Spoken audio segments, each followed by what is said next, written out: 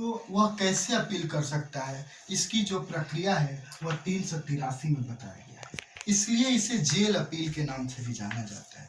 वह जो अपना फाइल है वह जेलर को देगा और जेलर उस फाइल को कोर्ट के सामने सबमिट करेगा और उसके मामले को फिर उस कोर्ट के द्वारा देखा जाएगा। अब आते हैं 382 पर। 382 में ये बताया गया है कि अपील कैसे प्रस्तुत की जाती है, यानी हमें अपील दाखिल करना है तो उसकी क्या प्रक्रिया है, ये आर्टिकल 382 में दिया गया है। अब आते हैं आर्टिकल 384, सॉरी सेक्शन 384।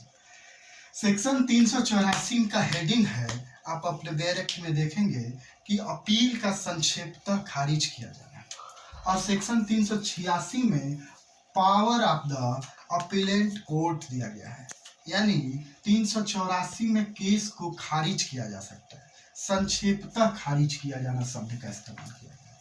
386 में भी केस को खारिज किया जा सकता है।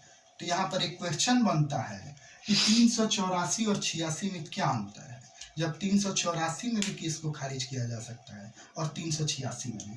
तो 384 में जो है कोर्ट बिना दोनों पक्षों को सुने केवल पूर्ण निर्णय को देखकर और साक्ष्यों को देखकर इस केस को खारिज कर देता है। तो जो ये प्रक्रिया होती है ये 384 में अपनाई जाती है।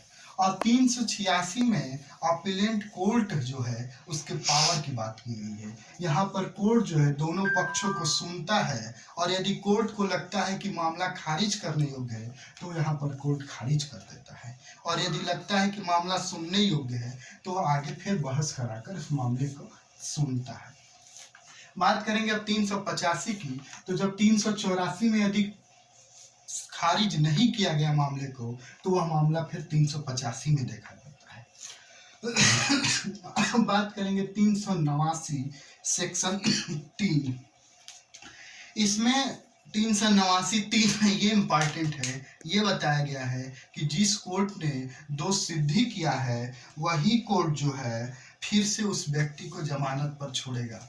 यानी यदि किसी व्यक्ति को दोष सिद्धि दे दिया गया और वह जो मामला है फिर से अपील में गया, और अपील में जब मामला गया तो उस कोर्ट ने यदि जमानत पर छोड़ने कहा तो वह जमानत पर उसी कोर्ट के द्वारा छोड़ा जाएगा जो उस कोर्ट ने उस व्यक्ति को दोष सिद्धि किया हो। अर्थात यदि मजिस्ट्रेट ने दोष सिद्धि किया और कोर्ट ऑफ सेशन ने उसको कहा कि जमानत दिया जाए तो जमानत के जो मेन निर्णय है वह कोर्ट ऑफ सेशन न देकर मजिस्ट्रेट देगा।